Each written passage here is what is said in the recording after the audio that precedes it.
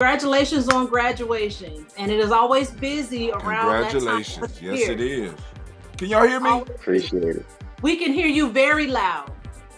Loud? Yes, very, very loud. Is there any music in the background?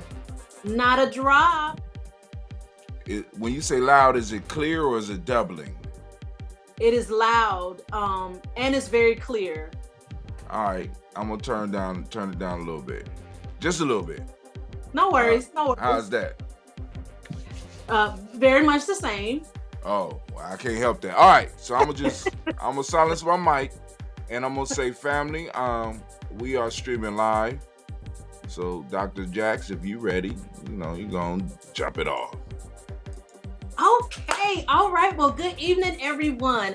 I am Dr. Stephanie Jackson. I am a creative chiropractor, a health and wellness coach, and a master educator. Tonight on our Sofa Chat, thank you all, first of all, for joining us. Tonight on our Sofa Chat, we're going to talk about spring cleaning, right? During this time of the year, we go through our house and we clean out our cupboards, we clean out our closets, we clean out just our storage units. We do all of this cleaning to the exterior, but tonight I would like for us to focus on spring cleaning in terms of us cleaning ourselves by the things that we eat. So cleaning our bodies.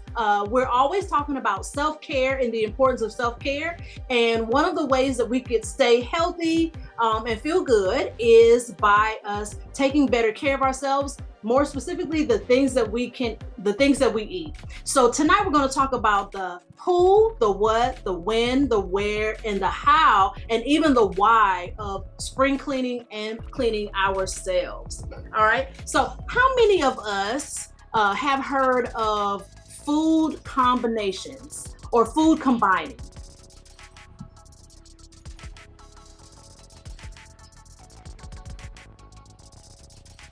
Brother Mark is shaking his head like, no. Guess what, Brother Mark? Do not feel bad. I just, I mean, like tonight, well, not tonight, but earlier today, I ran upon the subject of food combining. And what that is a science of food. Okay, Brother Neil says he has heard of it. Thank you, Brother Neil. Very, very good. Maybe you could tell us a little bit about what you heard before I go in with all of my notes. Oh, wait a minute. You say you never heard. Y'all, my glasses, let me switch to my other pair of glasses because apparently I'm not seeing things correctly. It could be either the glasses or the lashes. But we're going to talk about what food combining is. What it is it's a science of blending the right foods together at the right times to get the right results. So proper food combining can clean us or cleanse us, and it can also heal us. I know that during the springtime, we're always wanting to prepare our bodies for the summer because we want to have this beautiful, beautiful body during the summer. But they say that if you're looking for a great summer body, you need to prepare for it in the winter. So we're going to pretend as if we're still in the winter time, and we're going to talk about what we could do to cleanse our bodies. When you combine improper food combinations, it can actually lead to diseases. It could actually lead to toxins. It could actually lead to digestive issues. You guys are going to fall over when you hear this. Did you know that we are not supposed to combine like meat and potatoes? So we're not supposed to combine a steak with potatoes. Or guess what, you guys? Hamburgers and French fries. Mark is looking like, what you talking about, Willis? I'm telling you, it is the truth. According to this study about food combining, which is something that's taken place, like it's 5,000 years old, right? Those people, the people that lived before us, they knew how to combine foods, what to combine, when to combine it, and how, again, how to combine these foods. The study is called trophology, and that's the science of food combining. So it works in two ways. First of all, they say that combining fast digesting food with slow digesting food causes traffic jams.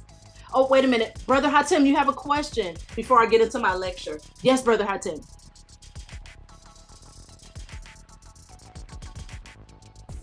It's less of a question. I'm just making a statement. Me and Mr. Woodrow is about to leave because you're talking about some stuff that we don't want to deal with. Well, are you talking about Woodrow the cat? Yeah. My Woodrow? We about to leave because you are bringing up some stuff that I don't think we really deal with in the community. You said potatoes and steak. Next thing you gonna say is no alcohol in strip clubs. I can't. How did you know? I can't. I was going right there. Hatem, how did you know? You must have got my notes. Because listen, I was going to address alcohol. I was going to address sodas. Y'all, this is killing me. I love Sprite. But guess what? Sprite is not good and it might not love me. Well, actually, this isn't Sprite. This is water. Y'all believe me? Thank you for believing me. Thank you for believing me. But let's get back to the notes. Please, Brother Hatem, stick around because this is interesting. It may not be what you want to hear, but it's something that we need to hear. So let's continue talking about it. So fast digesting food would be like fruit, like watermelon. Anybody in here eat watermelon? Show of hands. Oh my God, I love watermelon. Now, I'm not going to talk trash about watermelon at all because watermelon and all melons are really good for us. But did you know in terms of the when, because I said we'll talk about the who, what, when, why, and how. The when is we should eat watermelon by itself. We shouldn't combine watermelon with any other fruit. We shouldn't combine watermelon with any other vegetables. And I don't know about you, but I eat watermelon in the morning. Do you guys eat watermelon all throughout the day, or is it used as a dessert? Sarah Kathy says, yes, you eat it. What time of day do you eat watermelon? Is it a special time or? Whenever I get that craving. So would it be after a meal? Quite possibly, or sometimes as a snack when I don't want anything else. Just something light, I'll eat it then. Or at night before going to bed to keep from eating other junk. Well, listen, please. I cannot stand in the seat of judgment and say that what we're doing here is right or what we're doing there is wrong, because I just learned this like today. So this is fresh. So, you know, if you want to eat a watermelon tonight and a cheeseburger and some fries, you know, don't feel bad at all. But maybe next week we'll hold ourselves a little bit accountable for what it is that we eat. But in terms of combining our foods, it is best for us to combine our fast digesting foods by themselves and the things that digest a little slower by themselves. So if you're going to eat a steak, instead of eating a potato with it, maybe eat a salad. That's the recommendation because those two things work together. But if in terms of a hamburger and a French fry, you can't eat a hamburger without the bread, and they say don't eat meat with bread. Yes, Brother Mark. In actuality, I don't think a lot of people actually understand what is fast food and what is actually considered slow digesting food. Okay, thank you so much for asking that question. So, fast digesting food again would be like our fruits. And it would be like our vegetables. Slower digesting food would be like proteins and fats. So eggs would be considered protein. Chicken, of course, any kind of flesh or meat would be considered slow digesting. And then the starches, they kind of fit somewhere in between. So if you guys can remember the food pyramid where they had at the very top, if you remember the food pyramid, they've changed it up. But at the very top of the food pyramid would be like ketchup or salad dressing or something like that. And at the very bottom, they recommended us to eat more grains, more vegetables, more fruits, and then it kind of went all the way up that way. So the heavy foods, like the meats, those are slower digesting foods. All right. The other thing is that in order for our foods to digest, we have enzymes in our stomach that helps these things digest. Well, if you're combining your foods, the stomach doesn't know what to do. Fast digesting foods like our melons and our fruits, they digest really fast. They digest quickly. Well, if you combine a watermelon with, I don't know whoever would do this, but maybe a watermelon with a piece of chicken. I mean, I do it at barbecues. But a watermelon with chicken, your body is trying to figure out, and your brain is trying to figure out which one to digest first. And so it's going to digest the fruits first, and then it's going to take its time to try to digest the meats. And what happens is it could cause fermentation in our stomach, which could lead to gas. Is there any of us here who have to deal with gas? Ooh, honey. And I'm talking about the worst foods that we eat. Man, when that gas comes out, it is disgusting. Or is that just me? Anyway. So different foods require different enzymes to be broken down. And there are certain times of the days that we should eat. I don't know if Brother Sindab is on the line. Brother Sindab, are you here?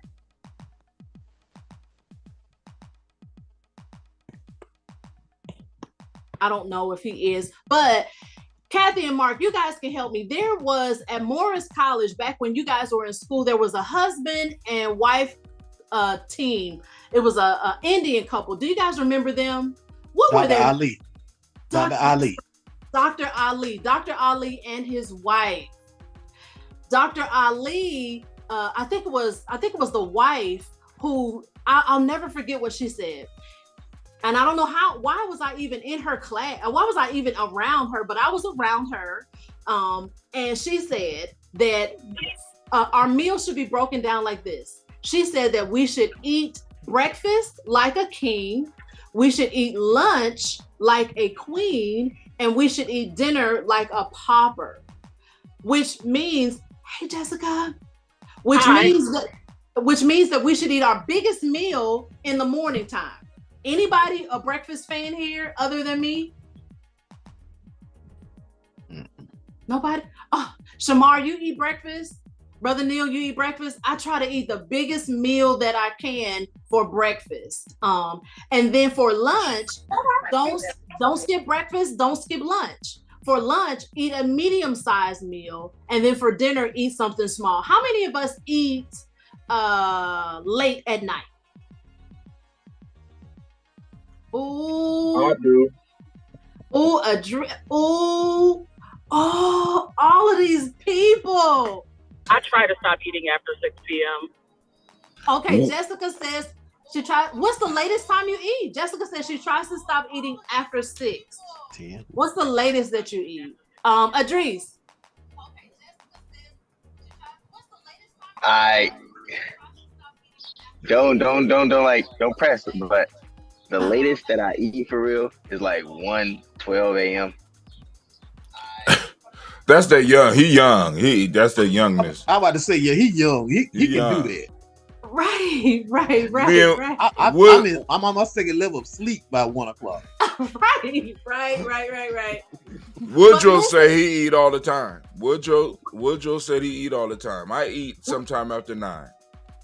You eat sometime after 9? How about you? It can be 10 or 11 o'clock sometimes with me. As in 11 o'clock, almost midnight. Yeah. Ooh, wee. Anybody else? We have a sister here. Sister, what is your name? It just says iPad. It doesn't even say your name on there. Hey, my name is Kim. Hi, Kim. Yeah. This is really crazy for me, but I normally love eating breakfast, but what I found is if I start with a nice hearty breakfast, it just gets me started eating. And I just started eating. I eat a good breakfast, then I eat a good lunch. It's just like my day of eating starts. So I started like about a year ago, I stopped eating breakfasts because it just got me eating too much. What would you eat for breakfast that would get you eating too much? I mean, I used to love making pancakes and biscuits. Like, I like making really good breakfasts. I like to eat good breakfast. When are we eating breakfast? Just let me know. Just type it in there and I'll come and eat breakfast. Okay.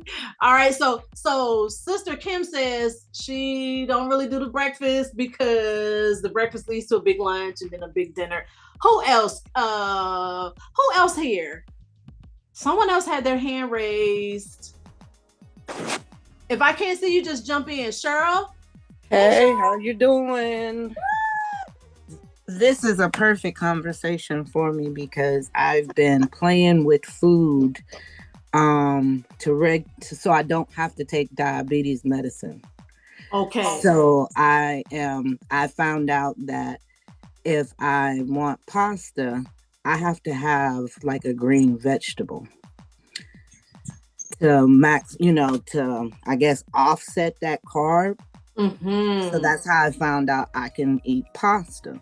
Mm-hmm. I'll eat a breakfast. I guess I kind of like do like fasting, because I'll do a breakfast like oatmeal, yogurt, and then throughout the day drink water. And then the next time I'll eat, maybe I'll drink water, maybe eat peanut butter crackers. Next time I eat about 5 or 6, and that's my dinner. And I've been doing that. Okay. Now, just to get all in your business, right? Yeah. Are you trying to lose weight, or you're trying to not, have any health issues? That's a good. I'm trying to, I guess, keep my glucose regulated. Mm-hmm.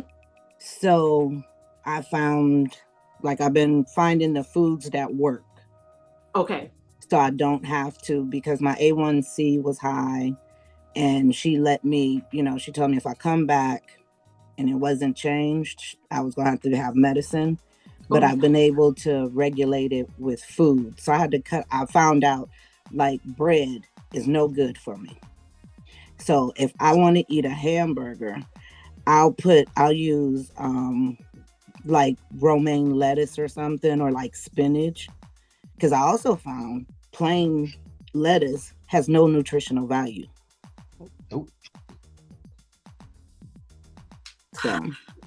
Well, plain lettuce is full of water, so iceberg lettuce. Brother Neil is in the comment section, and let me see what he says. He says that iceberg lettuce is water mostly. Okay. And he says my time for eating varies, but it's seldom too late. Maybe 6 or 7, which is good. But he's okay. And Tykees, I hope I pronounced your name right. Tykees says that the latest he eats is midnight. And you know what? I'm not mad at you guys, especially young people. I'm not mad at you, because I speak for myself, and I don't know if I speak for others, but I know that when I was younger, man, we would just be eating, especially, right, Kim? We would eat all times of the day, all times of the night. I remember walking to Kroger's, because it would be open 24 hours. I remember walking to Kroger's at 2:00 in the morning, getting watermelons and pistachios, and then go to bed and wake up and eat a big breakfast. But please know that as you get older, things don't necessarily have to change, but you have to remember to just keep moving your body. If you keep moving your body as you're younger and make it a habit, whether it's exercise and working out, doing walking. Walking is the best exercise. And they said the absolute best exercise is getting in a swimming pool and just moving your body in the water. That is supposed to be the best exercise for you. So that's good. That's good. And again, I can't stand in the seat of judgment, because, and I'm just going to say this to my little close group here, I gained 30 pounds over the last 2 or 3 years. That is oh my gosh, I'll blame it on COVID. Or it could be the cornbread and the collard greens and the cakes that I was eating. Oh my God. I just got real big and greedy. I was like, I want to eat. I want to eat. I want to eat at 10 o'clock and I want to go to bed. And I'm going to get up in the morning. I'm going to eat some homemade waffles. Like, I was eating like, but after studying this thing here today, and again, this is all very fresh to me. So we will continue this conversation. But after learning this stuff today, I'm like, okay, I could probably still eat some of the same things that I was eating, maybe just in a different combination. Brother Mark. So actually, you think about it this way. When you're younger, your metabolism goes quicker. So you can eat those other things that actually doesn't really affect your body as much. But as you get older and your metabolism slows down, those heavier things make it even harder to digest things. Which is the plus why a lot of us who are going to doctors and seeing doctors about our A1C levels and our blood pressure levels always keep telling us about you need to change your eating habits and your diet. Mm-hmm. They're actually not telling you what to do, but they're trying to give you indication. You need to change how you eat and what you eat so that you actually can stay away from these medicines and things they keep trying to give us. Mark, you have said a whole mouthful because they're not telling us per se. And even if they gave us a diet, I don't even know that we would follow the diet because we'd be like, oh, he doesn't know what he's talking about, or oh, she doesn't know what she's talking about. But they are giving us indications that we need to change some things. And I believe that because 80% of our immunity and our immune system is in our gut. And so if we find ourselves catching colds often or whatever, we may want to also evaluate what it is that we're eating, right? And think about this too. If you have a doctor who's 250, 280 pounds, and they're telling you to lose weight, how do you listen to them? When they're out of shape and they breathing hard. So it's kind of hard to listen to somebody tell you about taking care of your diet and your habits, and they're worse than you are. Oh my God. Listen, I went to the dentist and there was a dentist, I kid you not, he had to be easy 400 pounds. And he was taking out my little wisdom tooth. I was like, oh my God, what you gonna do with it? I was like, this is unbelievable because as doctors, we're supposed to be healthy and we're supposed to be an example, but we fall down. Brother Mike Neal. Yes, sir. Hey, thank you. I'm glad this conversation has begun because we have to understand that this is about our overall health, not just individually, but our community. And one thing that we have to start to challenge not only ourselves, but challenge the system we live in. Ooh. When I was in Spain for 10 days, they eat late, but yet their rate of living is much better than the United States because they have a universal health system. Mm-hmm. So it may not necessarily be the issue of what time we're eating, though I'm not trying to disagree with what time you choose to eat. Mm-hmm. I think the biggest thing is we don't have access to good health, and those that do, we don't take advantage of it. And so I put in the chat the 3 components of fitness. It's training with weights, it's cardio, and it's diet. And so at some point, even if you don't have all 3 down, you got to do something. Myself, I choose to do a lot of cardio. You know, I'm a cyclist. And so during the pandemic, I actually lost so much weight that I got nervous and went to the doctor. Oh. And she simply said, you're not eating enough. Because if you burn a lot of calories, you need to eat a lot of calories. Mm-hmm, mm-hmm, and so I don't really go on diets. I just make sure that when I eat, when I work out, I make sure I try to replenish or vice versa. So basically, if you see me eating this or eating that, just know that I've earned that meal. Mm-hmm. And I think what we have to do is just like maybe a stool, a 3-legged stool. You just want to be balanced. So we got to start getting in the gym. We got to start cardio. And when we say cardio, that don't mean run a marathon. Like you said, walk around your block. Maybe you can eat and then take a walk. So it's ways to do it. And then by the time you get to the doctor, you're not necessarily talking about medications and things like that, because hopefully if you do those things, all your numbers and scores will be in a good place, and and then it becomes more about maintenance as opposed to here, pop these pills and do this.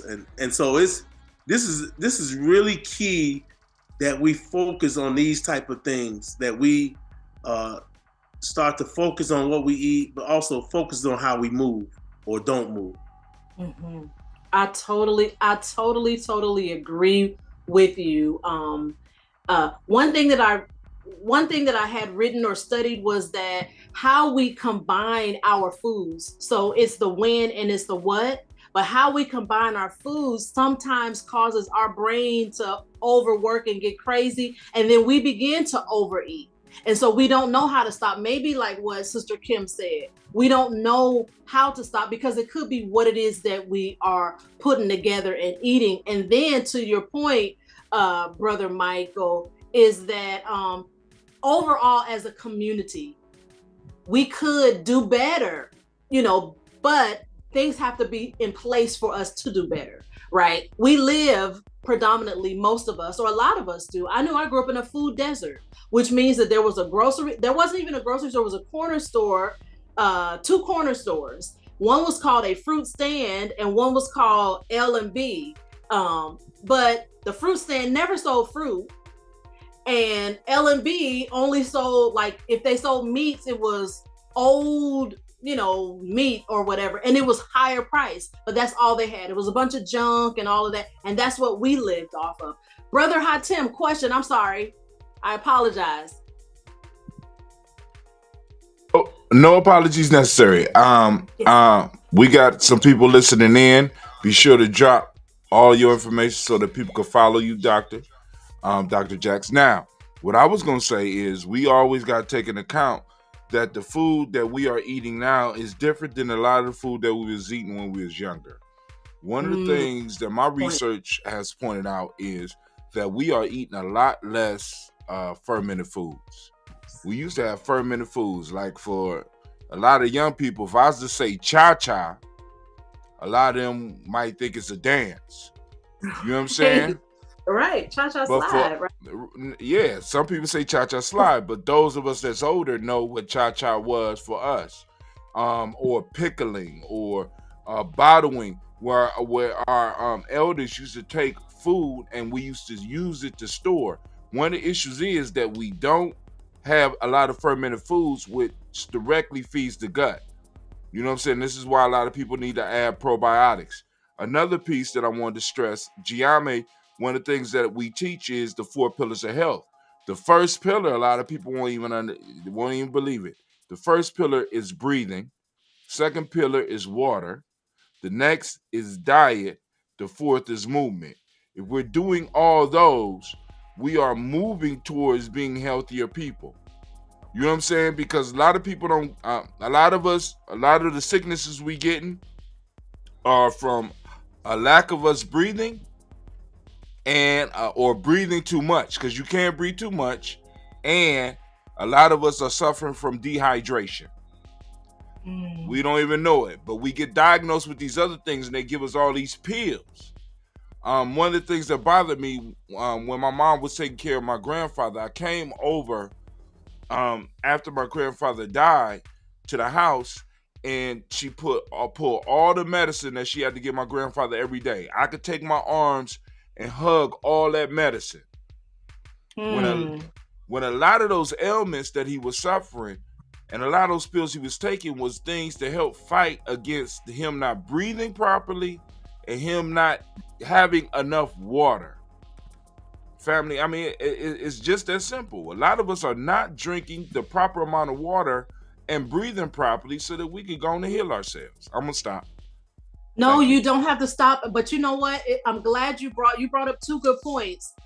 In terms of breathing, I know that you do a lot of meditation. I remember you sharing with us some of the, I think, oh man, I don't want to sound like I don't know what it was that you said, the terms of the breathing was. I don't know if it was the box method, the 2-4 something. If you could share that with us again. But breathing is important, but posture is as well. So you could be breathing, but if you're not sitting up properly, if your posture isn't in an erect manner to be able to get in all of the oxygen, breathing it in, and being able and having it to go to, you know, where it needs to go inside the body, then you may not be doing it right.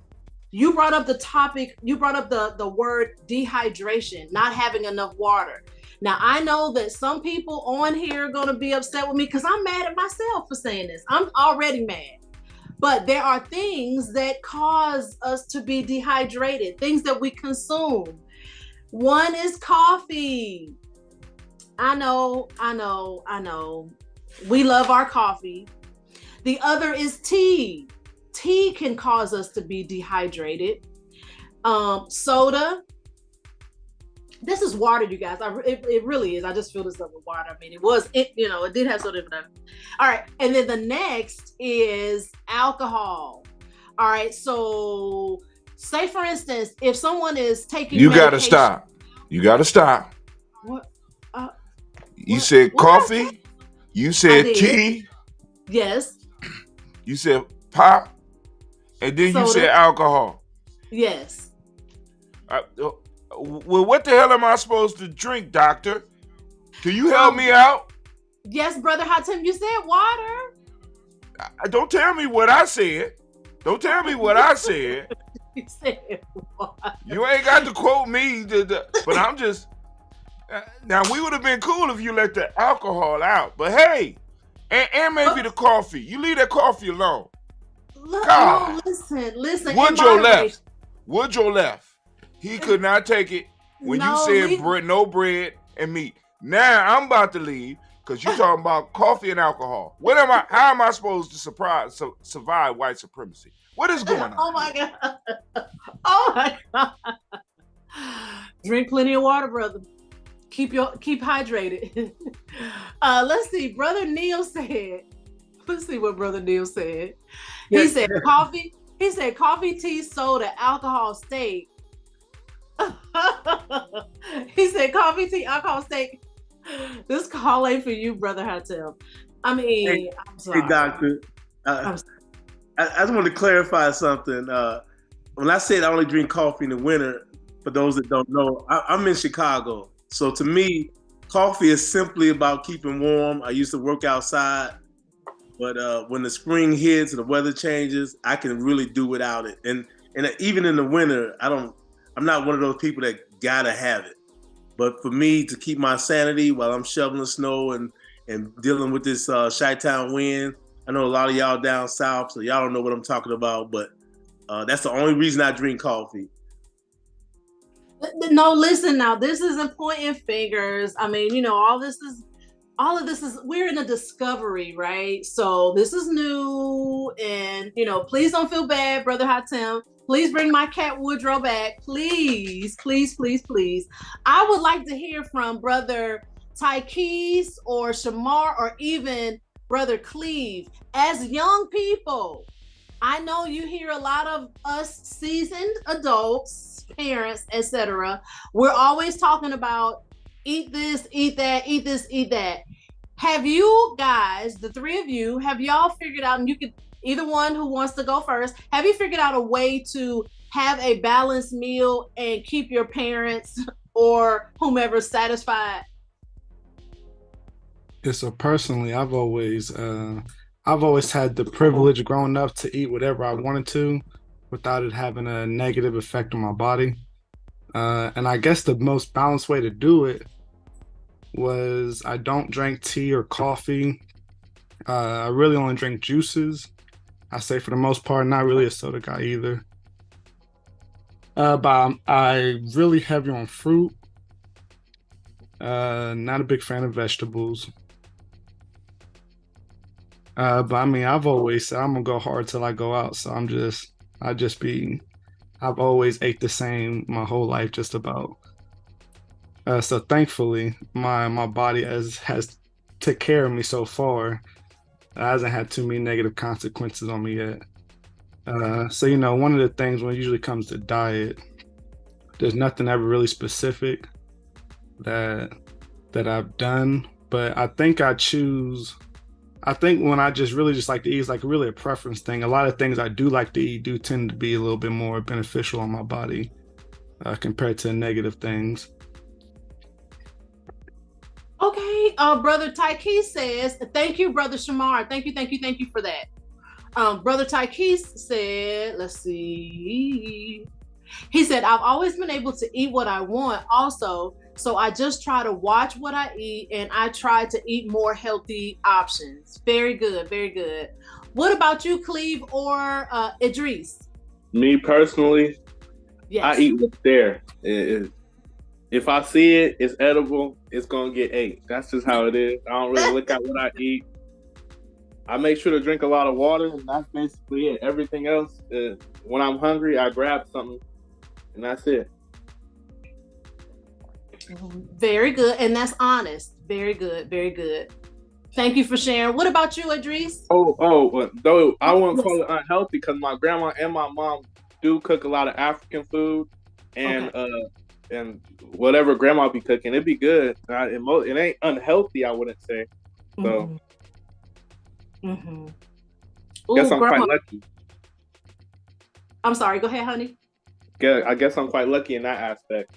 You are. Oh, lucky you. Lucky you, lucky you. So we didn't hear from Idris. What do you say, Brother Idris? I personally, all my life, definitely haven't been able to get the home cooked meals like usual. But my peoples do cook. But if they don't cook, it's a lot. I've been out to eat. Or like I've been on the go lately, so it's just been grab something and then keep it moving. And I don't know what I've been doing, but I think it's because of the physical aspect. When I was younger, it was like I was chubbier for sure. And then I ended up getting older. Like just recently, I don't even know how much. I was 205 and then I weighed myself, I'm 175. So I don't even know what happened. I just been moving and eating. And it's really been Wendy's and just fast food stuff. So I guess it's like when I eat, if I keep moving, I call it a W. Okay. Now, one thing I wanted to share, I have a 21-year-old daughter, a 21-year-old son, and a 27-year-old daughter. And, like you young people, I used to eat whatever, like you could do it, right? Your body is invincible. But what I'm learning in my age is to encourage my children to eat as good as they can, as healthy as they can, to take vitamins. Like even if you eat, bad, at least take vitamins so that you can get something in. But I'm always thinking of future, like having grandchildren, right? So you'd want to, in an ideal sense, you'd want to do eat as good as you can, do the best that you can, move your body as much as you can, doing all those healthy things as you are, you may not necessarily be thinking about having children right now, but you are going to have children and you want to make sure that you're putting in good stuff in your body and doing some good things so that, when it's time to have children, you should have some healthy children. Sister Kim. Yeah, I just was wanting to say that I noticed that my diet changes like every decade. Like I ate a certain way in my teens, in my 20s, like in my teens, I ate a lot of fast food, McDonald's and things like that as I started doing more social with friends. And then in college, going to restaurants and eating and things like that, introducing alcohol. And then I had my kids in my late 20s. So then I kind of tapered from alcohol, started cooking more. So my diet changed then. And then it's like literally every decade I eat differently. And now I'm in my 50s. And what I've noticed in my 50s is I'm in my late 50s. I can't eat as much. I gain weight quickly, even though I'm fairly active as a person my age. I am an active person, but I still notice that I gain weight quicker than I've ever gained weight in my life. And I lose weight slower than I've ever lost weight in my life. So I can gain it fast, but it comes off slowly. So I just noticed like every decade, it changes. And there are things that I ate in my 40s that I don't eat now, period. I used to love rice, things with rice, and I would eat rice quite often. No, if I have rice once a month, maybe, but I cannot eat rice. It doesn't even digest the same. It's not just gaining weight. It makes my body feel differently. I used to love Snickers. In my 20s, I would eat Snickers. I can't tell you when I've had a Snickers. It's been like at least 15 years since I've had a Snickers. You know, I just don't eat that anymore. So I was just, for the young people, I think that, you know, I don't know what's going to happen to them. And I know I don't have any brothers, but from what I noticed with my husband, men lose weight much quicker than women. They make minor changes in their diet.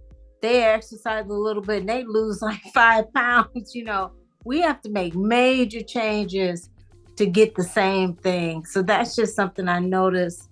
And so I was just saying to the young men, things may change in time. I don't know, for men, maybe it's different from women. But for me, every decade, and now I'm curious in my 60s, what's going to happen with my diet? I'm wondering, how will it change?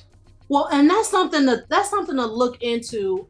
As I get more information on food combinations, I'll be sure to share it. I sent something to Brother Hatem to see if he could, but I probably sent it a little too late. But I wanted him to post it up because I'm unable to do that. But it's just a chart on food combining and like what foods pair best with what, because that could explain, you know, some of the gaining weight quicker or losing weight, you know, not as quick. I know for me, I've always been able to lose weight quickly. So me gaining those little pounds, I'm like, oh wait, I'm good. But you know, I don't know, because I can lose weight really fast. Anybody else that is over the age of 30, have you noticed that excuse me, things change each decade? Anybody else notice that? Because I totally agree with Sister. Brother Hatem, what are you saying? I am saying I agree with her. We need to be able to monitor ourselves through the years so that we can notice changes like that. I want to salute the sister for taking the time to at least listen to her body, because a lot of us don't listen to our bodies. Our bodies will let us know what we need, and if we slow down on eating with our eyes and start really eating with our stomachs, we'll be able to listen and find out what's going on. Now, one of the benefits I have, which is running out now, is that I was very strict with myself when I was young. I used to do a lot of working out and do a lot of strange things when I was young that a lot of my peers didn't do. So now they're overweight and I am still basically damn near the same weight I was in high school. But I'm starting to feel the effects now because I'm not continuing to work out, which I'm going to get back into. Dr. Jax, if you want me to share the stuff that you shared with me, you need to open up the screen sharing and I could put up that for everybody. Hold on one second. So, Brother Hatem, you guys, excuse me, I'm not tech savvy at all. Do I go to share? I don't know, baby. You got to go and figure that out. You know, you do that eye stuff. I'm straight Word and Android. You know, any Apple experts out there can help her. Doctor, you go to share screen at the bottom.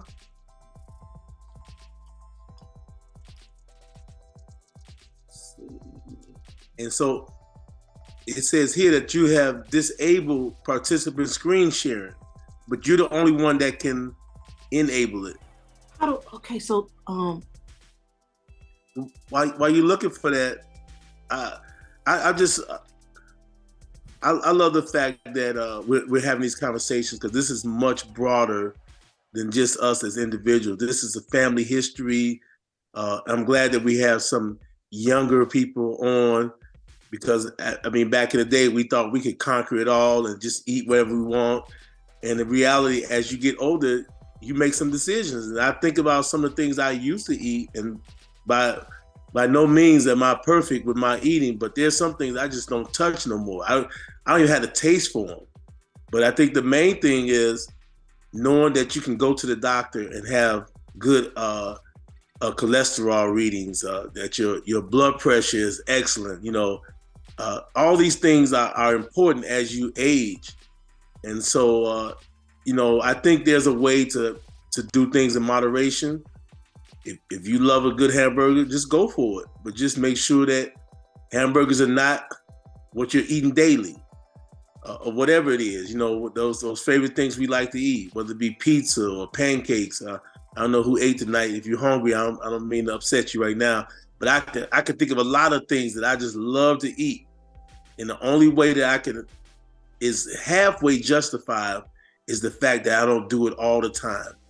And the fact that I know that I'm getting a lot of cardio or exercise in. And I can't emphasize enough that when we talk about cardio, we got to start telling our community, you don't have to get out here and run a marathon. You don't have to go and do all these extra things. But I think everybody can take a walk. If you're going to the mall to spend money, don't look for the closest parking space. On purpose, park toward the back, and so you could get your steps in while you're walking through the mall. If you know you go into one store, walk the whole mall. And you'd be surprised how much that's really just as effective, if not more effective than running, because it's easier on your joints and it still has the same health benefits. Were you able to enable? Yeah, there you go. You guys, can you guys see this? Oh, wait. Can you all see this? Okay, good. All right, so thank you, Brother Hatem. These are the food combinations I was saying. I don't know if you're able to maybe screenshot it, but it would be great if you could screenshot this, and then we could talk about it. We're not going to be able to get it all in tonight, but we could talk about it again, because this isn't something that we could just scathe over the top of. This is something that's really, pivotal, really, really important for us. So this first one is on food combinations and choices. Oh, it kind of left us. Brother Hatem? Give me a second. I'm going to get it up. Hold on. Can you hear me? Give me a second. I'm gonna get it back up. But okay. No worries. I got it. I just need to go on make sure I got it right. Yeah, no worries. And I think I sent you like 4 others. I got them. Okay. All right. Now I want to add something, because I think it was Dr. Pastor Neil. He brought up the point, earning what we eat. Family, the issue isn't necessarily what we eat all the time. Sometimes it's the building up, earning of what we eat. If I want to eat that steak, if I want to eat that potatoes, have I earned it? See, because we come from, if you look at how evolution happened for us, or how life happened for us, we used to have to work real hard to earn those meals. So if, like Pastor Neil said, if I earned it, if you earned it and you worked up the appetite and you really move towards that, you can eat whatever you want. Sometime, let's say you want to have a big dinner, right? Skip breakfast, skip lunch, and wait till you have that big dinner. It's called intermittent fasting. You can go and work it out. But let me go on and share this screen real quick. I'm sorry. I got to turn off my stuff first. Hold on. I'm sorry. No worries. So while he's doing that, real quick, I wanted to break it down. What are some sub-acidic foods or fruits? These are our apples, our berries, our cherries, our mangoes, peaches, pears, and plums. It says that in terms of food combining for the best results, because our goal is for us to have the best results. Let's see. So you can combine your apples. You can combine your apples with. Can you see it? Let's see. Apples, cherries. Can y'all see it? The screen? Okay, you can combine apples and grapefruits because grapefruits are acidic fruits. So you could combine apples with grapefruits or kiwi or kumquat or lemons or limes or oranges. And I think at the very beginning, I said that you should not combine melons with other things. Like watermelons should be eaten by themselves or with leafy greens. Brother Hatem, can you go to the? Well, actually, we can stay right here. So some proteins. I don't eat avocados, but they say that they're really good. I haven't tried them. Rather, I don't say that I don't eat them. I just never tried them. Anybody else have had avocados? Probably everybody has. You don't know what you're missing. And what do they taste like, Kim? To me, they're kind of bland tasting, but they're very creamy. And so to me, it's like, it just adds texture to food, in my opinion. But sometimes you can get them and they're firm, but they kind of taste like, you know how bread is kind of blandish, but it adds some texture or something to the food. To me, that's what avocados do. Because sometimes I used to eat like an avocado, cheese, and bread sandwich, or I would take avocados and put it in my rice with a little cheese. I've done that too. I haven't done that in a long time, but that's something that I used to enjoy eating. And I even fed that to my kids. It would kind of, would fill them up. They like that avocado, cheese, and rice.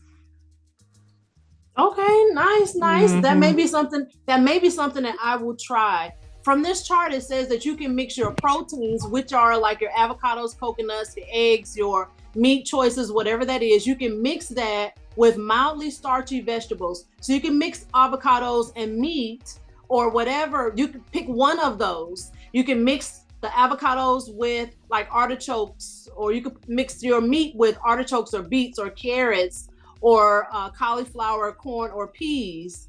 But it's not good to mix, according to this chart, it's not good to mix your meats, your eggs, yogurt, milk, and stuff like that with carbohydrates, like your bread, like your brown rice, like your cereals. Now, I know for me, I've always known that hamburgers go with French fries. And like Sister Kim said, there are certain things that over the decades we don't eat. I haven't had French fries since 2000 and maybe 9. And for me, I ate French fries every single solitary day from the time I was 15 until I was close to 40. Like, I just cut out, because I noticed that whenever I would eat French fries, they would kind of do something to me different. Maybe I was too greedy. Maybe I ate too many over my lifetime. But they say that, according to this chart, protein should not be mixed with carbohydrates.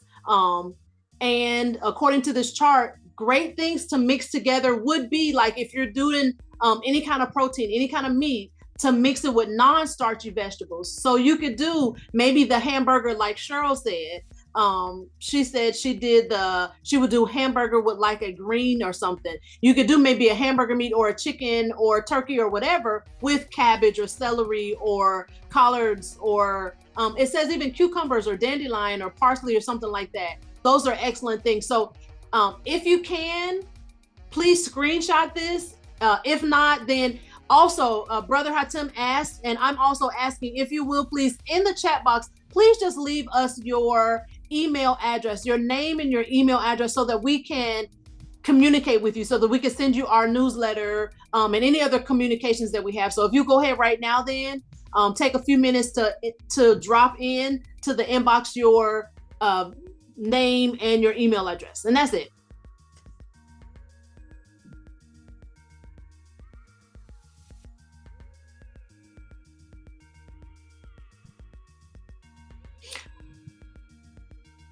Okay, Brother Hatem just posted up something else, and I really like this chart because it's like a visual. For me, I have to see stuff. Like, let me see what it is that he's talking about. It looks like on here, we mentioned avocados. Avocados looks like they are a neutral food, and it's good to be paired. Let's see, what does it say about avocados here? Okay, it says that avocados go well with anything. So to Sister Kim's point, avocados do well with, she said, the cheese and the bread and the rice. Very good. Let's see. Oh, some poor combinations. Poor combinations would be fruit and starch. So does that mean putting blueberries in waffles or pancakes? Does that mean that's bad? According to this chart, is that bad? Yes, this bad. This chart is the devil. I don't know what the chart say, but I know that I like this chart. In my this chart is of the devil and waffles. But like Brother Hatem said, we can, if we earn it, we can work hard for it.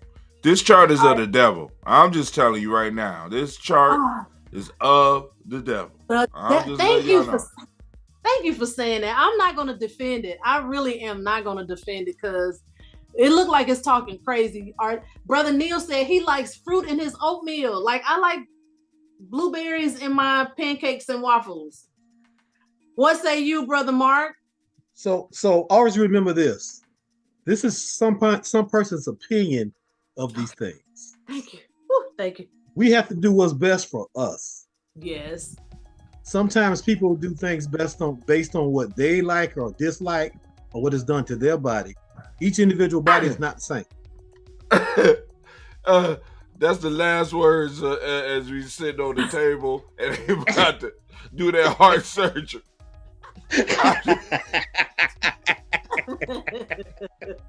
I was just playing. I'm sorry. I didn't. But those and what I mean is, this is a lot of good information, but we also got to make sure you do what's best for you. Right. Because guess what? Your doctor may tell you, for someone who has a high metabolism, they may need to eat often. They may need to eat a lot. They may need to take in lots of calories. Like Brother Neil said, he had to go to his doctor, and the doctor was like, I'm not eating, you're not eating enough calories. Now, did you know that the average person should take in at least 2,000 calories per day? For me, gaining weight and losing weight is just mathematics. If you take in more calories, then you should burn just as many calories, right? You gain weight when you take in lots of calories, but you don't burn them off. You can lose weight if you take in fewer calories and you're active and you're moving or, things of that nature. Let's see. Can I say this real quick, Stephanie? Yes, please. Actually, I had to learn, since I'm now anemic, that I have to actually eat more food that's iron-based, that has more high iron level in it, because it actually helps my body. Mm-hmm. And that's when I go back to saying that's what you have to do what's best for you. Mm-hmm. I learned exactly what I can and cannot do to actually keep me healthy. Right, because if you think about for Thanksgiving, oh my God, this food chart is out the door for Thanksgiving and dinners and Christmas dinners and all those big dinners, because if you're not allowed to mix your meat with your bread, then what, you can't That's eat different. Turkey with dress. That's different. That is a holiday. That is a feast time. Okay, you understand what I'm saying? So I mean, we don't do Thanksgiving and Christmas dinners all the time. This is for daily living. This chart goes out the door. Well, at least it's going out the door for me when I'm doing celebrations. I'm just amen. Mark said amen. Look, Brother Michael Neal says some people feast every day. So, Doc, can I say something before you go to the next chart? Because this is something we got to be cognizant of too, and this throws in another monkey wrench. People of color, Black people, we don't participate in research studies enough. Correct. Oh, so yeah. Let's say, for example, this study was done, and this is accurate information. But if there are participants that participated were 90% or 99% European or Caucasian people, then the study, while it could be a nice guide for us, it doesn't give us the true information. So at our non-for-profit, we've been talking about this, and we've been having discussions about research study and getting people to participate, because if we don't participate, then what we're doing is we're taking a chance at getting some good, valuable information that really could affect us individually and affect our entire communities, our generations. So we're looking at stuff that we weren't even there. Have you ever seen somebody come up with a study and you just say, nah, they don't really apply to me? Right. That's like a lot of, I mean, we kind of talked about it in the past weeks when we talk about like when they have these certain techniques to work with children. They're not doing that shit on our children. You know what I'm saying?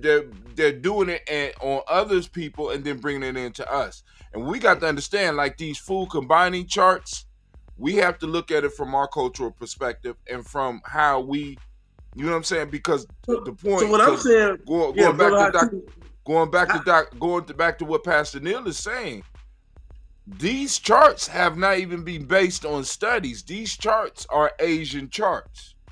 But what we can't do, brother, is throw the chart out. I'm just kind of throwing I don't want to be the devil's advocate, but I'm just throwing something out to say, before we can criticize, we can't critique something we won't be a part of.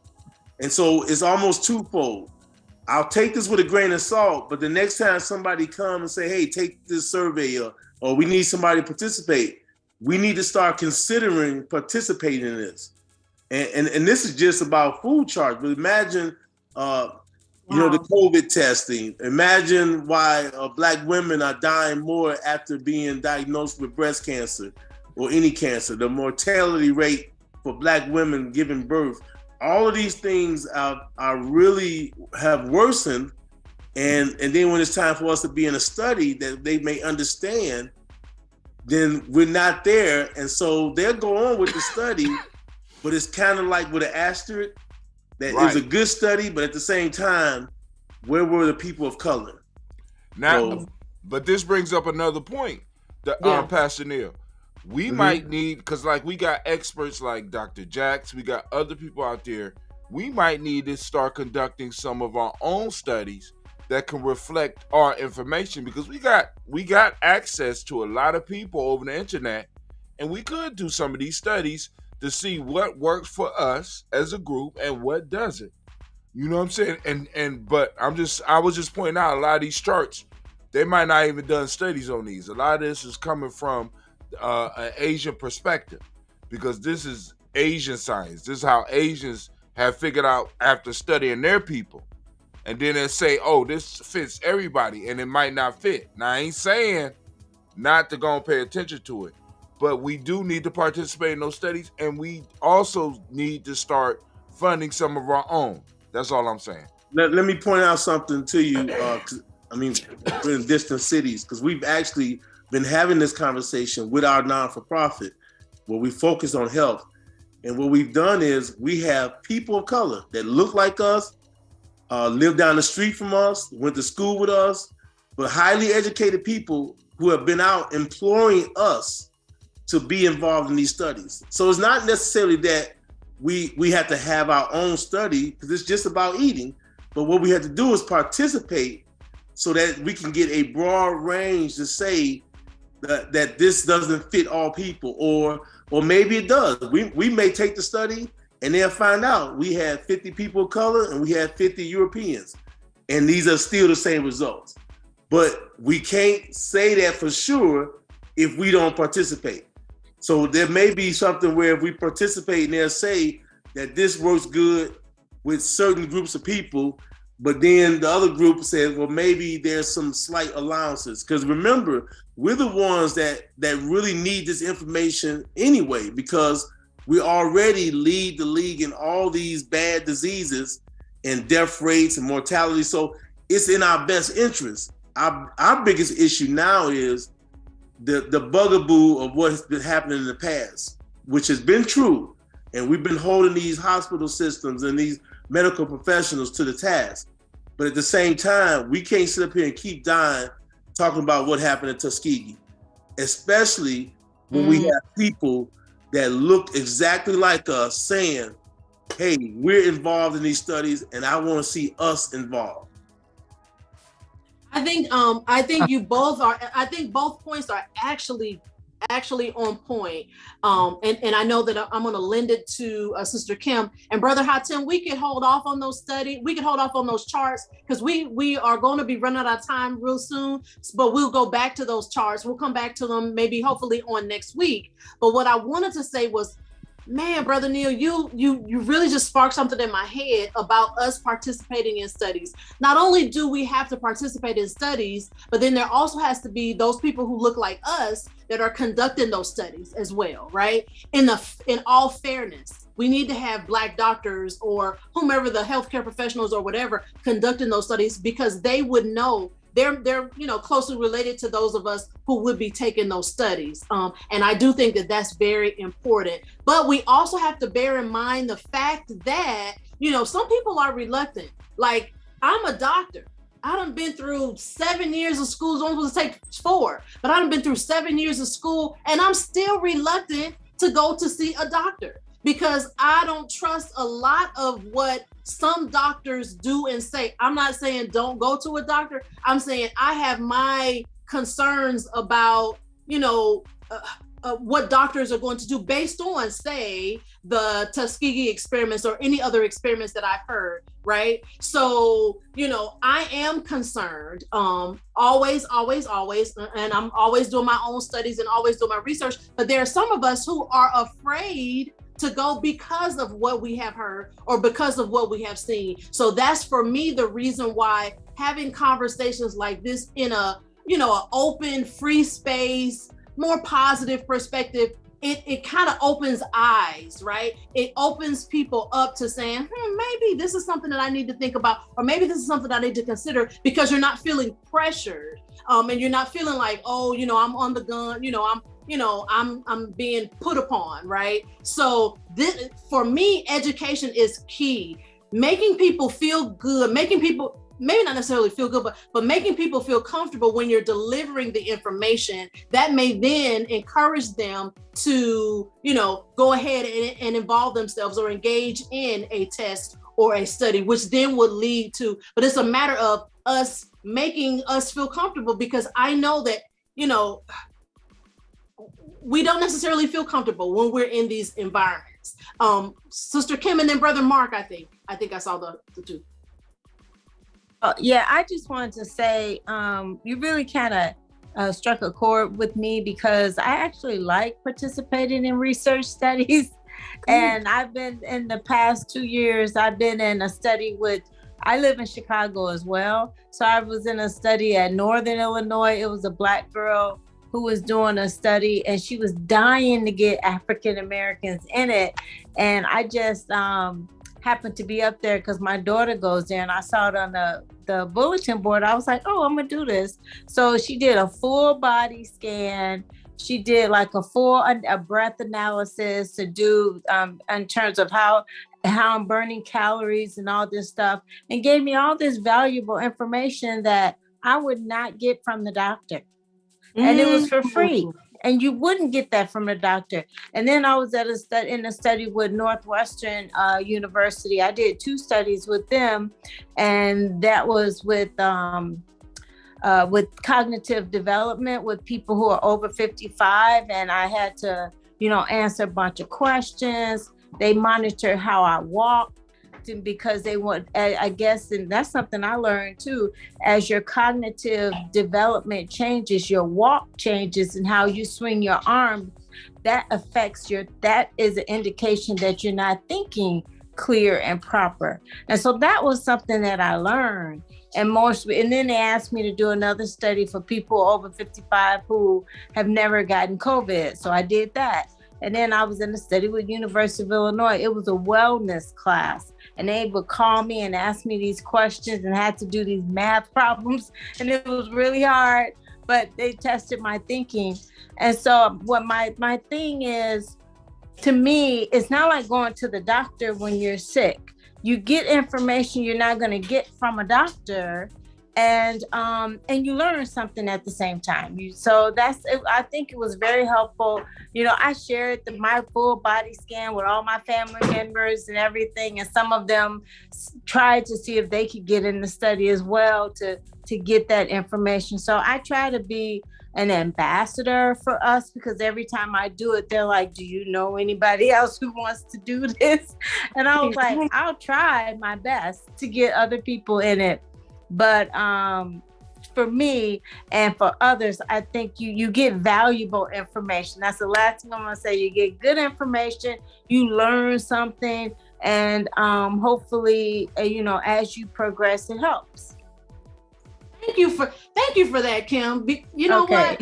I'm gonna consider participating in the study. Okay. Thank you for that. See, this is what it feels so good. It just feels so good. All right, Brother Mark. So as I sit here and listen, the demographics between the North and the South seems to be totally different because how minorities are actually participating in these studies. Mm-hmm. Typically in the South, people are asked to do studies after they've been diagnosed. Whereas in the South and the North, they actually participate before something occurs. I learned that from my wife. When my wife was going through breast cancer, she's now being asked to be part of a study. Why did it take her being diagnosed to actually be a part of a study? It sounds like you have more access to being a part of studies than we do here in the South. And it's actually who's asking and who they're asking it to. So we got to make sure that's being done fair across, and that's a part of us making sure it's being more fairly done in the South. To make sure we are participating in these, because these studies sound like good. When you talk about swinging the arm, never knew that. That's very interesting to learn that. Yep. And one other thing that's kind of just based on what you were saying about walking, did you know that the faster you walk, the longer you live? So I'm sure that Brother Mike Neal would know that because he's a cyclist, but the faster you walk, the longer you live, right? And so if you're going through the mall and you're watching older people, older people, and they're taking their time, it's like, no, you need to move. You need to move your body and you need to move it fast. There's a guy, and I don't want to say his name out loud because my window is open, but there's a guy who lives in my neighborhood. I tell you, it's like when he gets out his car, I could have gone to the store and got back from the store by the time he gets out of his car and walks to his house. He walks so slow, and he's a young guy. I think he's like 35. And I want to say to him, please move a little faster, move faster, just move your body. So, just a little tidbit. Brother Mike Neal, did you have something? Yes. Yeah, because I definitely wanted to follow up on what Sister Kim was saying, since she's from the Chicago area. I think what we got to do is continue to get this information out. And because oftentimes, and it's amazing, I've been in meetings and I've heard people talking about our community as if we're not there. And they say that if you're not at the table, you're on the menu. Ooh. And so I believe no matter where you are, we need some advocates. And so Sister Kathy, I pray that as you are fighting this, and I don't know if you have any connections or supports, but here in Chicago, there's a group called Sisters Working It Out. And all they do is work with sisters who have been diagnosed with all forms of cancer, but especially breast cancer, because they have found that Black women don't get the same treatment. And part of it is racism, part of it is access, but a lot of it is information. If you don't know, you just don't know. And so we need people to continue to fight for us. And when we get some information, let's share it. Let's be like Kim. So now that you've gone through the study, and when people start saying things like, no, that's not true, let me tell you, come on, listen to this. That's why we started this program, and we call it Fitness and Facts. Because during COVID, people were coming up with all kind of stuff. And I keep telling our community, quit listening to all these witch doctors. You listen to your friends on the internet and they fail biology. You start trusting somebody. You got to trust somebody, but especially if there are people of color. And so what they did, and we've been holding Northwestern, for those that don't know, Northwestern is one of the top hospitals in the country, but especially here in the Chicago area. And I've been holding them to account to say, hey, before you build your next building, come out in the community and bring health to the people. And they've answered the question. So they brought out people who, their resumes read like who's who. And then you look around and they walk in the room and they look just like us. They're our aunties, our cousins. They go to church with us. We shop at the same grocery stores, and they come and break it down and give us the real. And so I love the fact that we get a chance to share this information. Even one of your sorors I'm very good friends with had multiple myeloma. Praise God, she made it very public, and because of research and all that, she's made it. She's good, very healthy, and now she's an advocate for people participating. And they're actually to the point where they are funding her and telling her, go and talk to our community. And the good thing is she's not a doctor, but she's our friend. So sometimes we don't have to get past all the doctor talk. This is your soror, this is your cousin, this is your church member. And then if we don't advocate for that, just like we go out and talk about, oh, I got this dress on sale, or man, they got good pizza down the street. We share what we want to share. But why not share some life-saving information? Thank you, brother. Thank you, brother Neil. And I just want to ask if you can share our Sarah's name. But if you have a conversation with her, kind of on the side, and then see if she could share some information. I mean, with those of us who are down south, so that we could spread it, because it's not just okay. I see you got it right here in the group. That's just my website. But what I could do, and I actually just left her house. She's celebrating one of her daughters graduating from NCAT. But I could easily share with her and see if she can pop on with you and talk about it if you want to make that a topic. But yes, absolutely. Yeah, that's a mission. Absolutely. Yes, please. So if you guys will just look in the chat, he just posted his website and how we can connect. All right, because it's not just a northern thing or a southern thing. It's a us thing, right? It's us thing. Okay, so I don't know that I see anyone else's hand up, but I don't want to belabor the moment. It's right at about 8:30. Is there anyone who has anything that they would like to share with us before we part? Anyone have any comment on anything?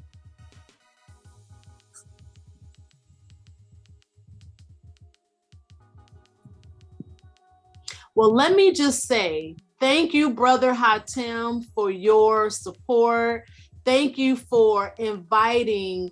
Okay, Brother Neil just put his email in the group as well.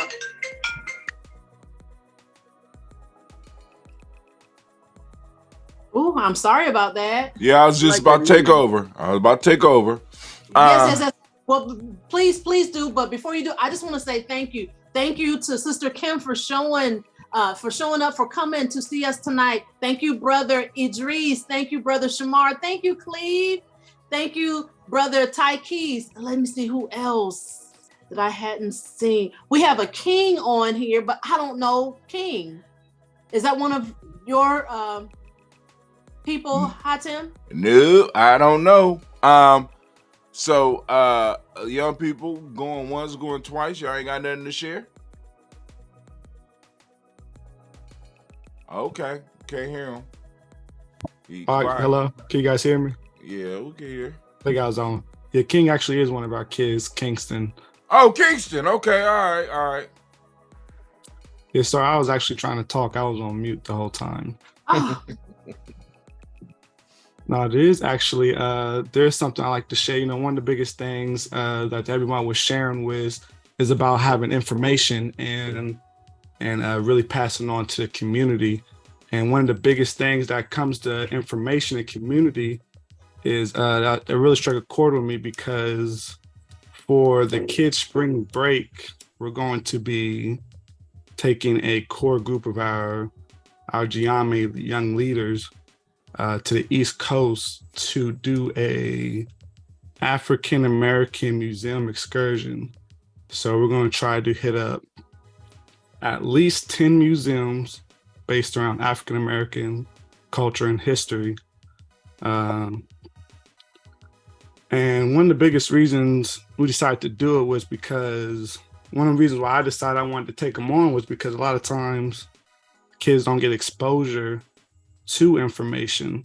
and access to different aspects of lives and culture. So definitely it's one of the things when we were talking about information and what's the best way to do it. And I feel like a lot of times people aren't receptive to the information and things that's given to them because they just don't have an understanding that's what's being presented to them, or they just don't know how to accept whatever kind of information that is being handed to them. And, with this trip, one of the biggest things I want to do with that is to help open their eyes up to different things so that when there is a time and point in life when they get older or whenever they decide to have kids, whenever they have kids that work for them, they'll be able to pass the information on properly, and be able to say, hey, look, I was where you're at. These are some things you want to look at, things like that. And even going on, I said earlier, I decided usually with the diet, I never really cared about it. But listening to you guys, I definitely took that to heart when you were saying, maybe if you pace yourself the right way, it won't have a negative impact within the 10 years or 20 years from now on down the line. Definitely, I wanted to say thank you. I wanted all the kids, as many kids I wanted to join the call tonight because we haven't been on in a few weeks.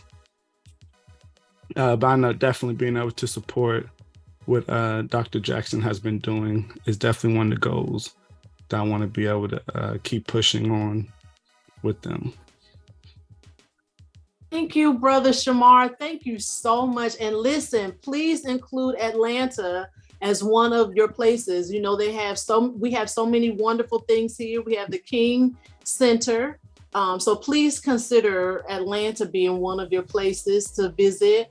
I will volunteer if you need me to help you guys with doing tours or whatever. I did this prior, when I was a teacher. So I brought students to Atlanta and, gave them a tour of whatever I knew. So I don't mind helping at all. Definitely. That is going to be, this is not going to be the first time we do this. For the first one we're doing, we're sticking to the East Coast.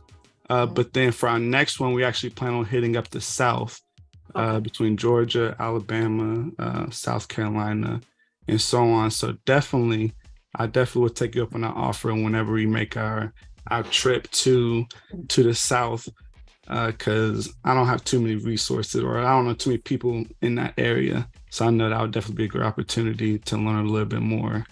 Well, let me tell you, Brother Mark and Sister Kathy, our resident couple, they're right there in South Carolina. They've already volunteered their services.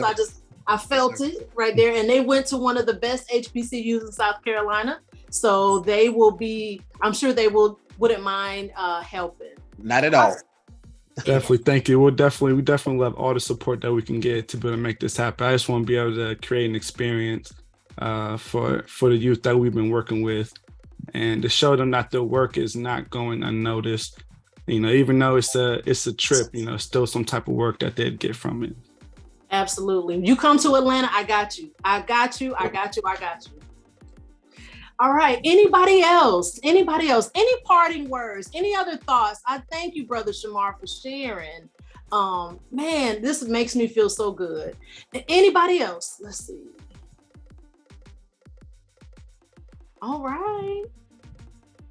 Well, listen, if all hearts and minds are clear, we're going to pass it right along to Brother Mark, who can give us a word of dismissal.